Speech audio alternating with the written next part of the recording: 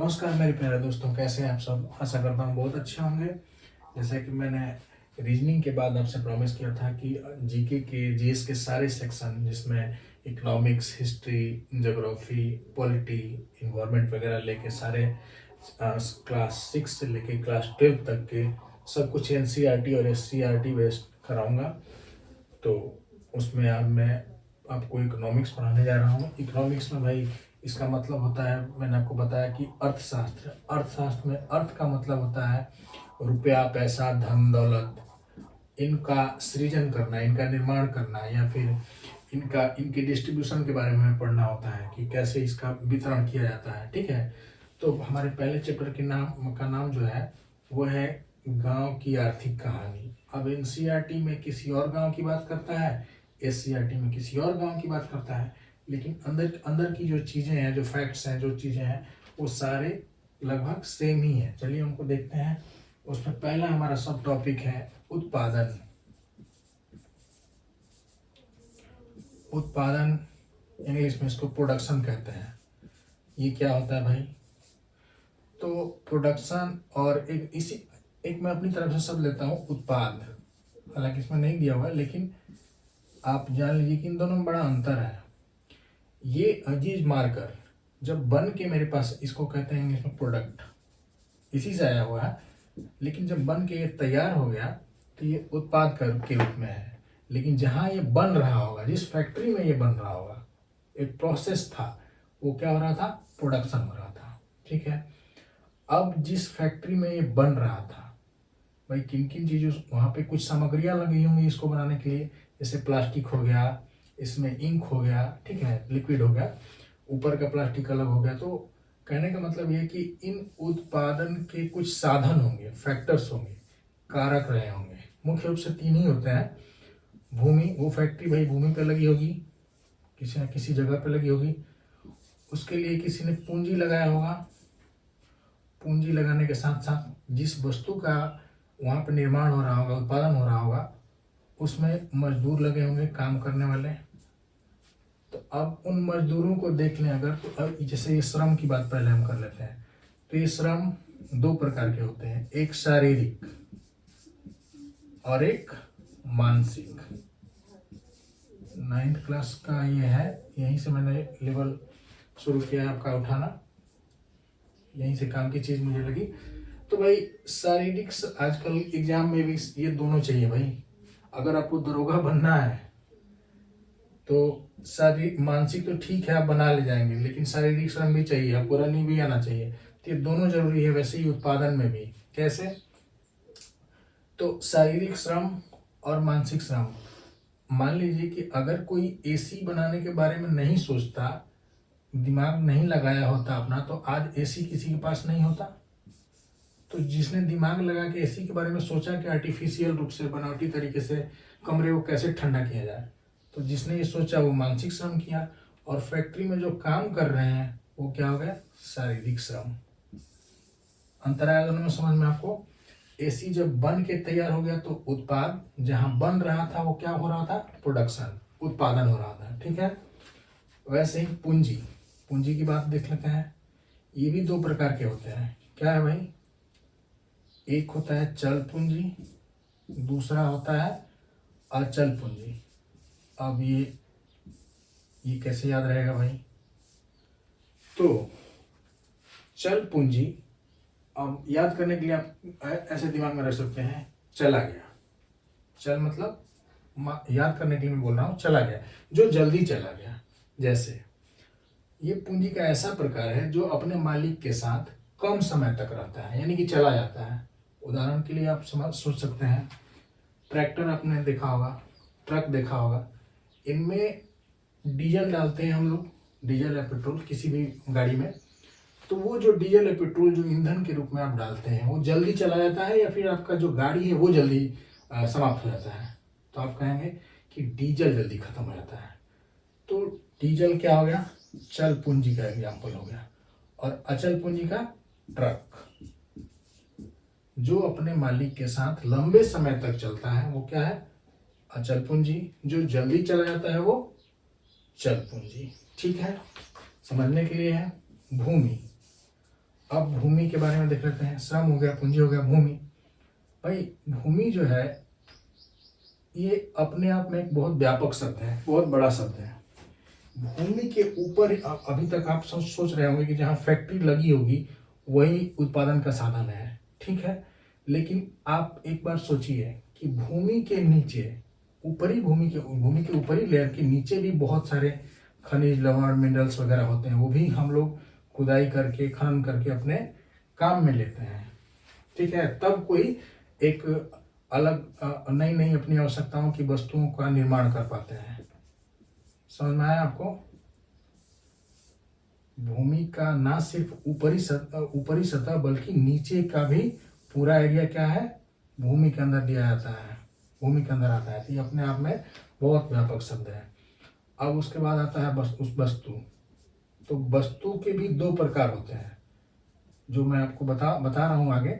लेकिन एक चीज आप याद रखिए कि एक मार्शल साहब इकोनॉमिस्ट हैं और शास्त्री हैं, इन्होंने कहा था इस उत्पादन के बारे में कि भाई मनुष्य जो है वो अपनी आवश्यकता की वस्तुओं का सृजन करता है, ठीक है। लेकिन उससे भी ज्यादा अहम बात यह है कि वो अपनी उपयोगिता के आधार पे, यानी कि कोई भी चीज अपने उपयोग में लाने के लिए वो वस्तुओं का क्या करता है, निर्माण करता है, ठीक है।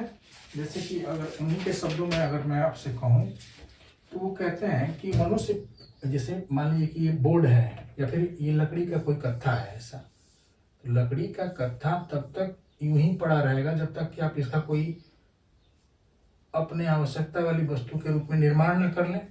और इस कत्थे से हमने बना लिया मान लीजिए टेबल, ठीक है। तो टेबल ये आपके काम का चीज हो गया, कत्था तो यूं ही पड़ा रहता। तो मार्शल साहब ने यही कहा था कि वस्तुओं से अपनी उपयोगिता बढ़ाने का काम जो मनुष्य करता है तो वो उत्पादन का रूप होता है। जैसे मनुष्य पदार्थ का नहीं बल्कि उसमें निहित उपयोगिता का निर्माण करता है। समझ गए आप? उपयोगिता क्या है, अपने लिए उपयोगी बनाना, ये मार्शल साहब ने कहा था, ठीक है। अब वस्तु के दो प्रकार मैं आपको बताता हूं, चलिए। वो उद्यम कहते हैं, ठीक है, या कहीं कहीं अलग अलग भी दिया हुआ है, इसमें बड़ा मतलब डिबेट चलता है।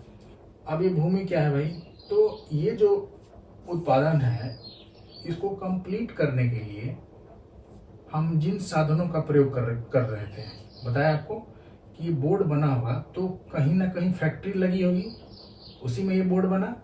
वो फैक्ट्री क्या भूमि पे नहीं लगेगी, तो इसलिए भूमि उपयोगी हो गया। पूंजी नहीं लगा होगा इसको बनाने में, लगा होगा। श्रम यानी कि मजदूर नहीं लगे होंगे, लगे होंगे।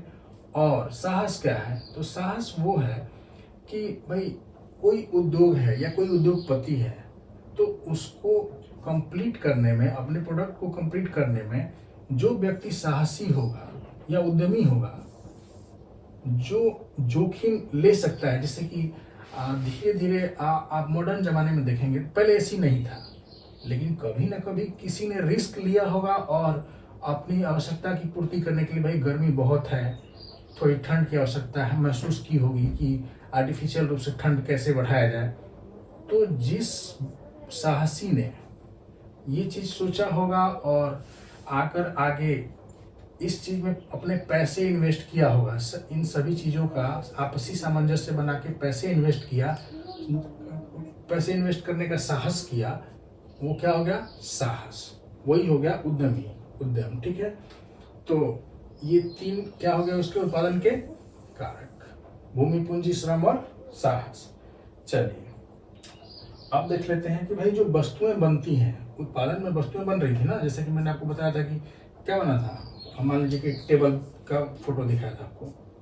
तो उत्पादन में जो वस्तु बनी थी, ऐसी ऐसी वस्तुओं को दो भाग में बांटे गए हैं। वस्तु का वर्गीकरण। अब ये क्या है भाई, तो वर्गीकरण में इन वस्तुओं को दो भाग में बांट लीजिए। एक भाई उपभोग की वस्तुएं और दूसरा उत्पाद की वस्तुएं। उत्पादक वस्तुएं। अभी इसमें क्या है, उपभोग की वस्तु क्या है भाई? उपभोग मतलब कि भाई हम अपनी आवश्यकता की जिससे पूर्ति कर रहे हैं, जैसे रेडियो, टीवी, फर्नीचर, ये टेबल, ये आप यूज कर रहे हैं, खुद को यूज करने के लिए बनाया है, यानी कि हो गया उपभोग की वस्तु। और उत्पादक वस्तु क्या है फिर? तो भाई उत्पाद की जो वस्तुएं होती हैं उसको अगर देखें तो ये उत्पादन की मात्रा में वृद्धि करती हैं। ये क्या करती हैं? उत्पादन की मात्रा में वृद्धि करती हैं। उत्पादन की मात्रा में, अभी इसका क्या मतलब हुआ? तो आप एक खेत का एग्जाम्पल ले लीजिए। आप एग्रीकल्चर करते होंगे, कृषि काम कार्य करते होंगे, तो उस खेत में खाद बीज वगैरह डाल के अच्छी क्वालिटी के जब अपने प्रोडक्ट को बढ़ाते हैं, अपने उत्पादन को बढ़ाते हैं, तो वो गई उत्पादक वस्तुएं। और उपभोग वस्तुएं, जिन वस्तुओं का आप इस्तेमाल करके खुद संतुष्ट होते हैं, वो क्या हो गया? उत्पाद की वस्तुएं। तो ये वस्तु का वर्गीकरण कितने तरीके से? 2 तरीके से। अब आगे देख लेते हैं। एक और सब टॉपिक है अपना, इसमें दिया हुआ है कि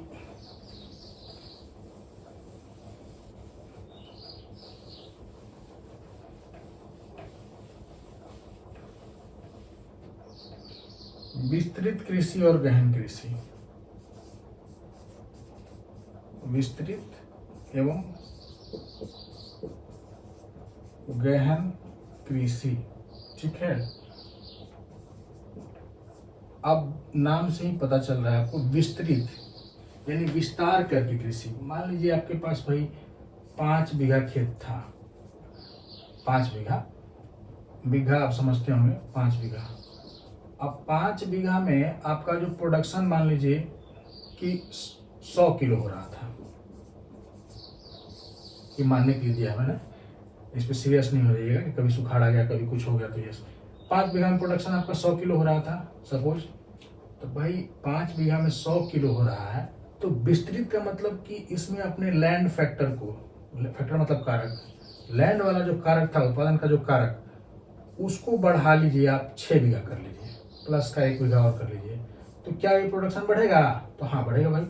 मान लीजिए कब 110 किलो होने लगा, 110 किलो होने लगा, तो क्या हो गया? ये विस्तृत कृषि, यानी कि अपने एक निश्चित भूमि की सीमा को बढ़ाकर जब आपने अपने प्रोडक्शन को, अपने उत्पाद को बढ़ाया, तो विस्तृत हुआ। गहन क्या हुआ भाई? तो गहन का मतलब होता है घना। अब घना जैसे कि 5 बीघा जो जमीन था, इसी में अच्छी क्वालिटी के बीज, खाद इत्यादि का उपयोग करके, पहले आपका 100 किलो हो रहा था ना, और खूब अच्छी क्वालिटी का बीज और अच्छे से सिंचाई करके आप इससे मैक्सिमम जो उत्पादन बना लेंगे, अपना मैक्सिमम जो प्रोडक्ट निकाल लेंगे, वो हो गया मान लीजिए कि 110 किलो। तो आपने लैंड तो बढ़ाया नहीं, भूमि तो बढ़ाया नहीं, और आपने क्या कर लिया? अपने प्रोडक्शन को बढ़ा लिया। तो क्या हुआ? गहन कृषि। अब इसी चीज़ को आप लिख दीजिएगा, या फिर आपका जो बच्चे कॉम्पिटिटिव नेचर वाले हैं वो कॉन्सेप्ट आ गया कि भाई क्या है ये विस्तृत और गहन कृषि। इसी में एक आया है बहुफसल, ठीक है। बहुफसल क्या है भाई? तो बहुफसल का मतलब होता है, बहुफसल का मतलब होता है कि जमीन पर एक साथ 2 या 3 फसल का उत्पादन, एक साथ, एक ही साथ 2 या 3 फसल का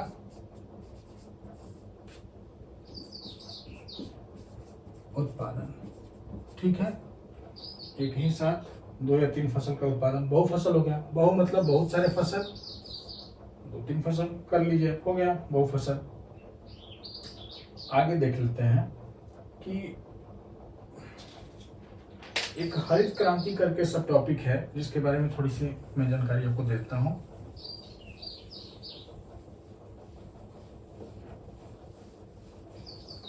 हरित क्रांति, हरित क्रांति ये क्या है भाई? तो ये हरित नाम से आपको पता होना चाहिए कि ये खाने पीने वाली चीज़ों को लेकर है। हरे भरे खेत खलिहान को लेकर है। एग्जाम में ये ऑब्जेक्टिव फॉर्म में आता ही है। हरित क्रांति 1960 के दशक में आई थी, और डेट पूछेगा तो दशक है, और 1967 में एग्जैक्ट साल 1967 में। ठीक है। हरित क्रांति में भाई क्या हुआ था कि हमारा मुख्य अनाज आमतौर पर चावल या गेहूं होता है, तो गेहूं के क्षेत्र पे मुख्य रूप से एक क्रांति आई थी कि गेहूं के उत्पादन को बढ़ावा मिला था। HYV नाम के बीज से हम लोग अपना प्रोडक्शन को मैक्सिमम किए थे, ढेर सारा। ठीक है। और ये भारत के पंजाब हरियाणा के क्षेत्र में ये मुख्य रूप से आया था। ठीक है ना, पंजाब हरियाणा। HYV का फुल फॉर्म जो होता है वो क्या होता है?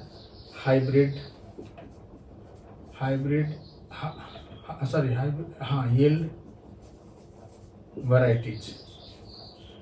ठीक है। हाई यील्ड मतलब कि उच्च उत्पादक वाले जो बीज हैं उनका उपयोग इसमें हरित क्रांति में किया गया था 1960 के दशक में और 1967 के ईस्वी में। ठीक है। आगे देख लेते हैं और क्या हो सकता है इसमें। भूमि की उत्पादकता। अब ये उत्पादकता क्या होता है? जैसे कि हम जानते हैं कि प्राकृतिक संसाधन के रूप में भूमि होती है। ठीक है। अब इसमें हर अलग अलग जगह की भूमि का उत्पादन जो सीमा है वो अलग अलग है। कोई क्षेत्र अगर मान लीजिए बलुई क्षेत्र है तो यहाँ पर प्रोडक्शन क्या होगा? भूमि की उत्पादकता हम लोग पढ़ रहे हैं सब टॉपिक। भूमि की उत्पादकता इसमें क्या है भाई कि अलग अलग जगह की भूमि जो है वो अलग अलग तरह की होती है। तो कहीं बलुई मिट्टी है तो कहीं जलोढ़ मिट्टी है। मिट्टी के कई प्रकारों में से कहीं बलुई है कहीं जलोढ़ है। तो बलुई मिट्टी में जाहिर सी बात है कि भूमि से उत्पादन क्या होगा? कम होगा बजाय जलोढ़ के। तो यही है उत्पादकता कि भाई कौन सी मिट्टी में कितनी उपज हो रही है उसका ये रेट है, उसकी उत्पादकता है ये। ठीक है।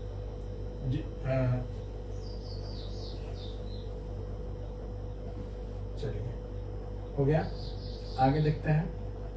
उत्पादकता आप समझ गए।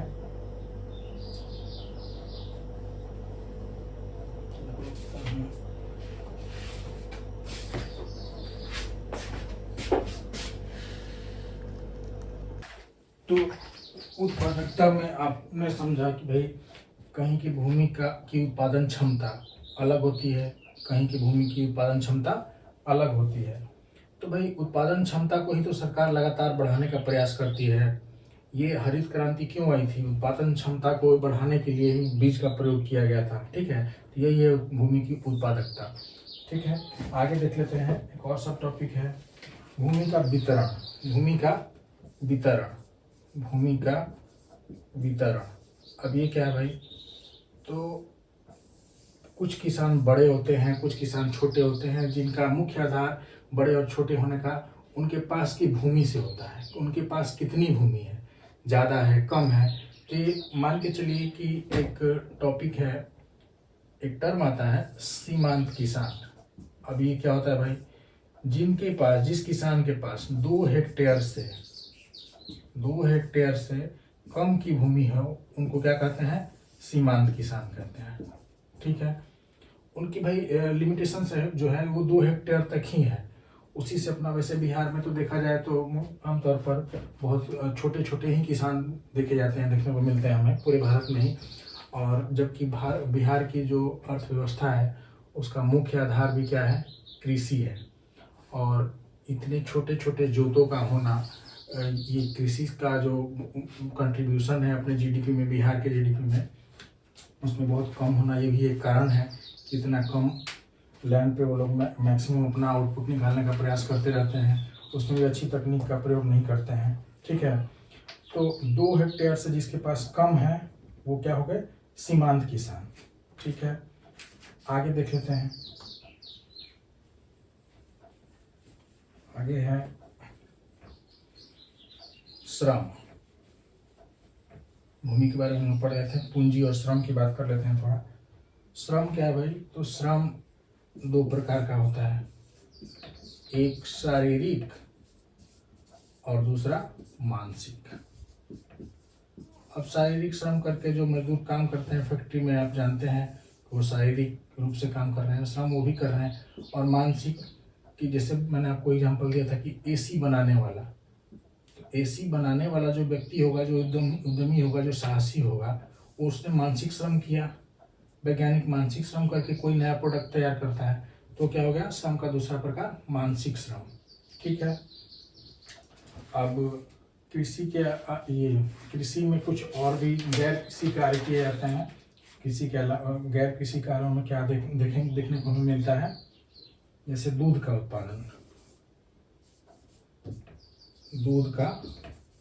उत्पादन, उसके बाद मान लीजिए बागवानी,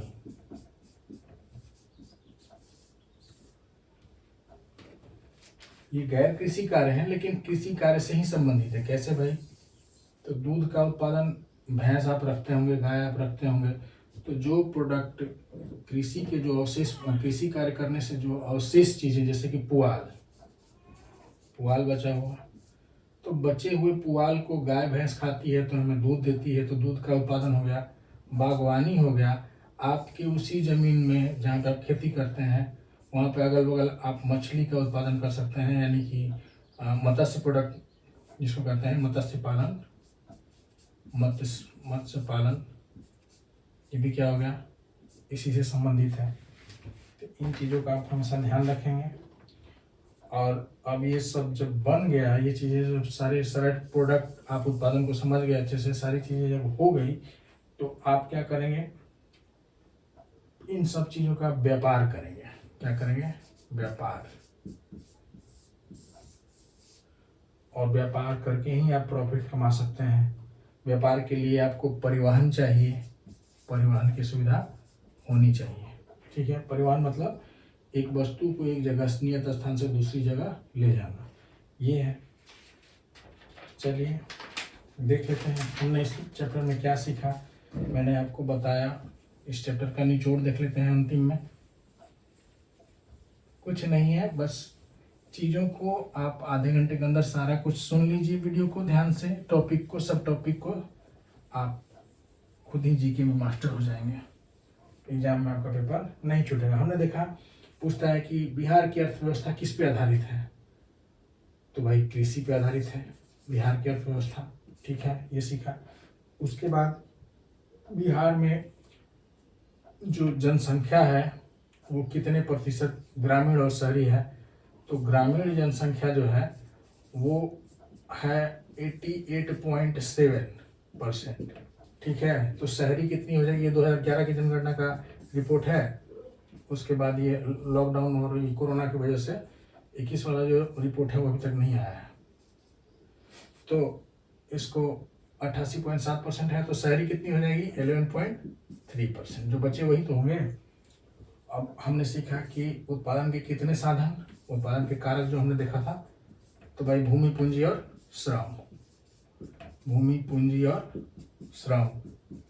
हालांकि एक साहस भी है, आप कह सकते हैं, लेकिन इसमें मतभेद रहता है। ये तीन मुख्य रूप से माना जाता है, आजकल 4-5 बना के उसी में कर दिया गया है। साहस मैंने आपको बताया था कि साहस क्या है। गांव में ये बिहार में अगर बात करें तो सबसे ज़्यादा बड़े किसान हैं या छोटे किसान? तो छोटे किसान की संख्या ज़्यादा है, ये हमने सीखा इस चैप्टर में। ठीक है।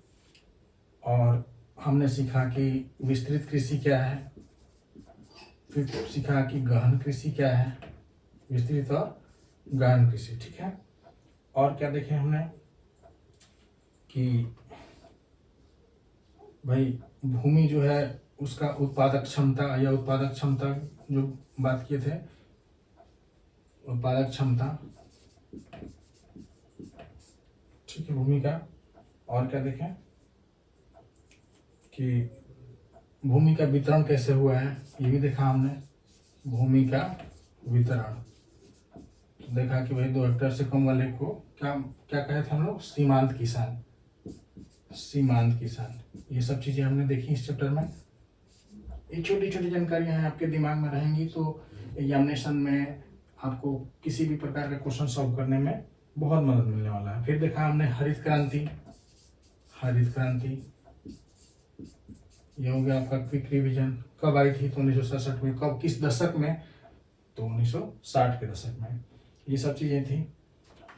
चलिए, आशा करता हूँ कि ये टॉपिक आपको खूब अच्छे से समझ में आया होगा, और कुछ और जानना चाहते हैं इस टॉपिक में तो आप मुझे कमेंट कर सकते हैं। ठीक है, थैंक यू। अगले चैप्टर के साथ फिर मिलते हैं, चैप्टर नंबर 2 के साथ। इसके आप अगर कहीं 9th क्लास वाले बच्चे अगर देख रहे हो तो आप अपना ऑब्जेक्टिव टेस्ट लगा लीजिएगा। ठीक है, और चैनल को सब्सक्राइब जरूर कर लीजिएगा, पसंद आए तो, और लाइक भी कर दीजिएगा। Thank you.